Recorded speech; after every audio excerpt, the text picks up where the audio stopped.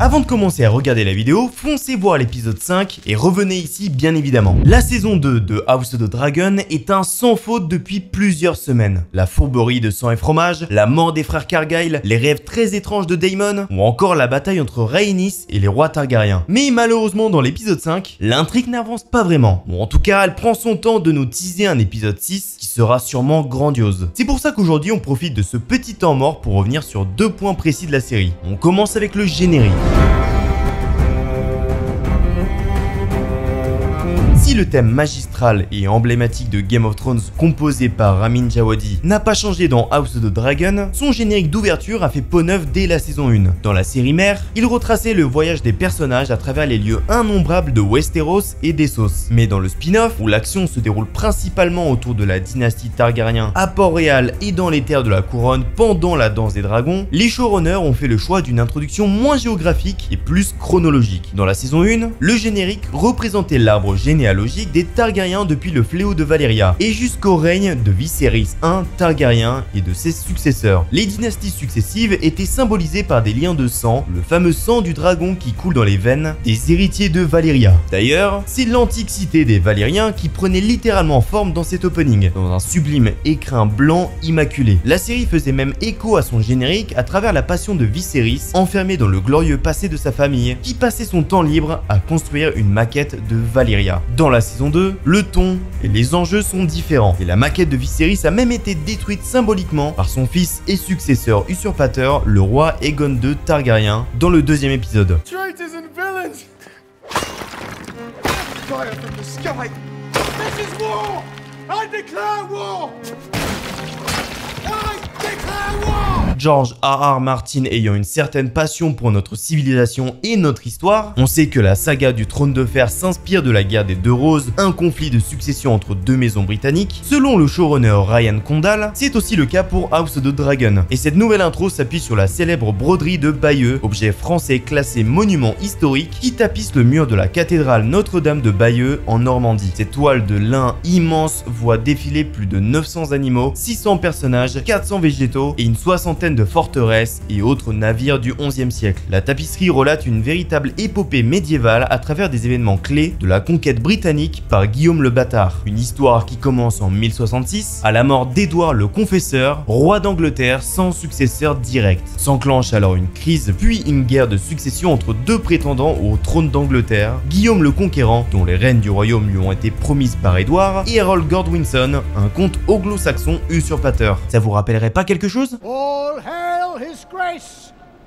Aegon, second of his name, king of the Andals and the Rhoynar and the First Men, lord of the Seven Kingdoms, and protector of the realm. Pour en revenir au générique, il nous raconte les événements clés de la dynastie valyrienne en commençant près de 230 ans avant la danse des dragons. La séquence s'ouvre sur le fléau de Valyria, le cataclysme qui a pulvérisé la cité antique des Targaryens et des Vélarions, mais aussi la majorité de leurs dragons. Heureusement, certains Valyriens comme Aenar Targaryen et sa fille Daenys dit la Rêveuse fuirent la cité à temps et se réfugièrent sur Westeros à Pendragon avec leurs 5 dragons. Un siècle plus tard, Aegon I Targaryen et ses sœurs épouses Visenya et Rhaenys entamèrent leur fameuse conquête pour s'emparer de Westeros et unifier les 7 couronnes, de Winterfell au nord jusqu'à Dorne au sud, en passant par le Val, le Bief et les terres de l'orage. Le trio survola et assujettit petit à petit les différents royaumes du continent sur leur dos de leurs dragons, Balerion, Vhagar et Meraxes. Ils firent construire leur première forteresse, Aegon Fort, appelée à devenir le Donjon Rouge à Port-Réal, et forgèrent le Trône de Fer grâce aux épées des vaincus et aux flammes de Balerion, la Terreur Noire. Comme le montre la tapisserie, la conquête fut particulièrement sanglante, notamment à Dorne, où les Martels refusèrent jusqu'au bout de reconnaître la supériorité d'Aegon, ou encore à Harrenhal, où Arène le Noir, sa famille et ses fidèles furent brûlés vivants dans les murs de leur forteresse. À la suite de ce massacre, les plus puissantes familles de Westeros préférèrent ployer le genou plutôt que de mourir dans d'atroces souffrances. Ce fut notamment le cas de 3 nobles seigneurs présents dans le générique que sont Torrhen Stark, Edmund Tully et Shara Arryn. Le blason des Targaryens, le fameux dragon à 3 têtes qui se mord la queue, devint alors le symbole de leur hégémonie sur le royaume des 7 couronnes. D'ailleurs, pour la petite anecdote, le symbole de la maison du dragon que l'on peut voir dans les deux séries n'est pas exactement celui que Martin avait imaginé. Pour l'auteur, il voyait un dragon à 3 têtes effectivement, mais avec seulement 2 jambes et non 4. La tapisserie saute ensuite dans le temps pour nous compter la fin du règne du troisième roi de Westeros, Maegor Targaryen dit le Cruel. Le fils d'Aegon le Conquérant et Visenya usurpa le trône de fer à son demi-frère Aenys I Targaryen, deuxième roi des 7 couronnes, et imposa un climat de terreur et de souffrance pendant son règne. Il mourut toutefois sur le trône qu'il avait tant convoité, la gorge transpercée par une lame du siège royal. Suicide, assassinat ou punition divine, on ne sut jamais ce qui coûta véritablement la vie à Maegor Targaryen. Par la suite, c'est le neveu de Maegor qui siégea sur le trône de fer, un roi que l'on connaît plutôt bien, Jaehaerys I Targaryen, un souverain sage et pacifique qui épousa sa sœur Alysanne Targaryen. Si leur règne fut prospère pour le royaume, la fin fut plus tourmentée avec un événement capital qui ouvre House of the Dragon, le grand conseil de 101, au cours duquel Viserys I Targaryen fut nommé héritier légitime au trône de fer à la place de sa cousine Rhaenys Targaryen, la reine qui ne le fut jamais. La tapisserie revisite ensuite les moments marquants de la saison 1, dont la première déclaration officieuse de guerre entre Rhaenyra et Alicent, lorsque cette dernière revêtit une robe verte, synonyme d'hostilité chez les Hightower, lors d'une soirée organisée en l'honneur de la princesse devenue l'héritière légitime. Beacon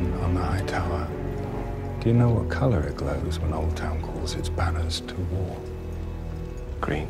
La scission qui suit entre les noirs et les verts est représentée à travers ce long tapis qui les sépare, puis définitivement par le couronnement du roi usurpateur Aegon II Targaryen. Rhaenyra est également couronnée à Père Dragon parmi ses fidèles, et la guerre de succession de la danse des dragons peut officiellement commencer avec les deux premières morts majeures de cet affrontement, Lucerys Velaryon et Arrax, tués par Aemon Targaryen et Vhagar. On remarque d'ailleurs que le générique évolue au fil des épisodes, par exemple l'assassinat de Jaehaerys Targaryen, fils d'Aegon II Targaryen, puis l'exécution de ses bourreaux, sang et fromage ont été rajoutés au début de l'épisode The Burning Mill. On ne serait pas surpris qu'à l'avenir, d'autres événements cruciaux, comme la mort de Rhaenys et Meleys, soient également immortalisés sur la tapisserie. Maintenant, parlons de deux lieux assez sombres et mystiques de l'univers de Martin, Yiti et Asshai les Ombres. Situées à l'extrême est d'Essos, au bord de la mer de Jade, ce sont deux très anciennes régions assez mystérieuses. Même si on ne les a jamais vues à l'écran, elles ont pourtant une grande importance dans l'univers de Martin. Selon sa description dans les livres, Yiti serait grandement inspirée par l'Empire de Chine. Aussi nommée comme l'Empire doré de Yiti, elle serait l'une des plus vieilles civilisations du monde connu, encore plus ancienne que la cité de Valyria. Elle est considérée ainsi puisqu'elle n'a jamais été détruite ou conquise depuis sa création. La seule civilisation connue étant plus ancienne que Yiti serait l'Empire Ghiscari, qui a survécu à la première longue nuit et existe encore pendant les événements de Game of Thrones. L'Empire doré est apparu après le Grand Empire de l'Aube, qui aurait disparu après la première longue nuit, soit environ 7000 ans avant la conquête d'Aegon. À titre de comparaison, Valyria aurait existé entre 4000 et 100 ans avant la conquête, et la saison 2 de House of the Dragon débute 129 ans après celle-ci. Vous vous en doutez, on va pas vous compter 7000 ans d'histoire, mais on peut quand même vous en dire un peu plus sur ce lieu fascinant. Le Grand Empire de l'Aube, devenu l'Empire doré de Yiti, est gouverné par des empereurs dieux, issus de nombreuses grandes dynasties qui ont évolué à travers les âges. On en dénombre une douzaine, qui chacune apporteront paix et prospérité à leur royaume. Chaque dynastie est nommée selon une couleur, telle que la dynastie Blanche-Perle dirigée par les 9 eunuques, la dynastie Verte-Mère gouvernée par les Jarres, ou encore la dynastie Jaune régie par les Shai, toujours suzeraine de Yiti à l'époque des événements de Game of Thrones. Comme pour le roi des 7 couronnes, malheureusement le sexe du régent est quelque chose d'essentiel dans la question du pouvoir. Selon certains maîtres, une seule impératrice déesse aurait gouverné depuis les débuts de ce grand empire et jamais à l'époque de l'Empire doré. Là où Westeros et les 7 couronnes n'ont toujours eu qu'une seule capitale, Port-Réal, Yiti en possède plusieurs qui changent en fonction de l'empereur. Yin était la capitale des empereurs gris, indigo et blanc-perle, tandis que les empereurs écarlates furent construire Siko pour en faire leur fief. Même si l'empire est dirigé par un seul empereur, il existe de nombreux princes et seigneurs au sein de Yiti. Un célèbre scribe venant de Westeros, Lomas Grandpa, aurait décrit Yiti comme la contrée aux 1000 dieux et 100 princes, dirigée par un empereur dieu. Pour mieux vous expliquer la grandeur de l'Empire doré, le palais où vivent certains des empereurs dieux au sein même de la capitale Yin ferait à lui seul la taille de l'entièreté de Port-Réal. La religion prépondérante à Yiti est celle du lion de la nuit, qui sera d'ailleurs représenté dans la maison du noir et du blanc à Bravos dans la saison 5 de Game of Thrones. Les sans visages pensent que le lion de la nuit serait un des nombreux visages du dieu multiface. He is the Lion of Night, who fathered the world's first emperor on the Maiden Maid of Light.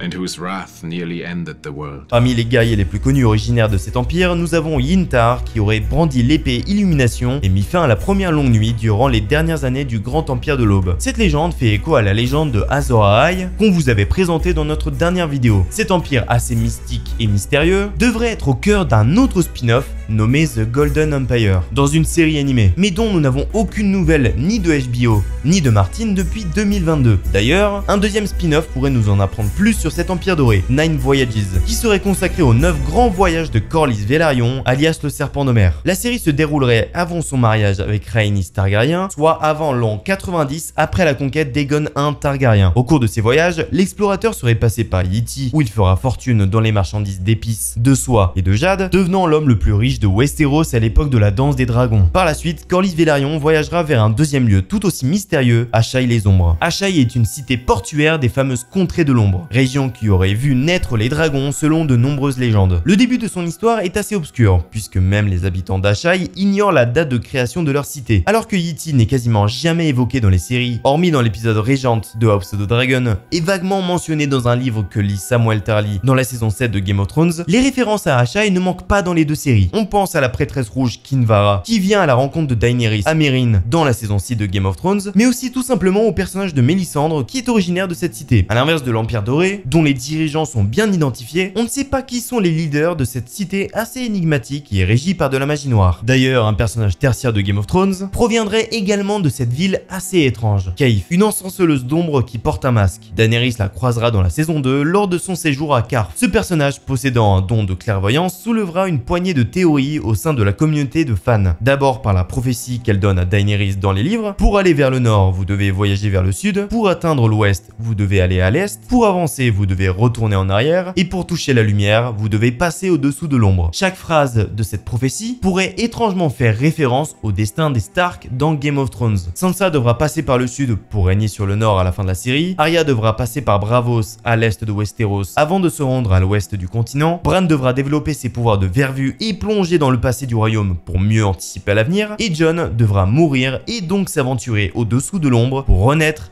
et accomplir sa destinée. Ensuite, d'autres hypothèses avancent que Kaif aurait joué pour Daenerys le même rôle de conseillère que Mélisandre pour Stannis Baratheon. Mais ces hypothèses sont liées au livre, puisqu'après la saison 2, Kaif ne fera plus jamais apparition dans la série. On remarque au passage les similitudes entre le masque de Kaif et le collier de Mélisandre. Par ailleurs, Asshai est la capitale de la religion du dieu de la lumière, Lor, dont on vous avait déjà parlé dans notre précédente vidéo. Et comme Yiti, cette cité serait tout bonnement gigantesque, au moins aussi grande que Qarth, Volantis, Port-Royal et Villevieille réunis. Si le spin-off centré sur les 9 voyages de Corlys finit par se concrétiser, je ne doute pas qu'on en apprendra beaucoup plus sur ces deux régions aussi fascinantes que mystérieuses. Maintenant, je laisse la parole à mon ami le maître Adrien, qui va vous décortiquer tous les petits détails que vous avez sûrement ratés dans l'épisode Regent.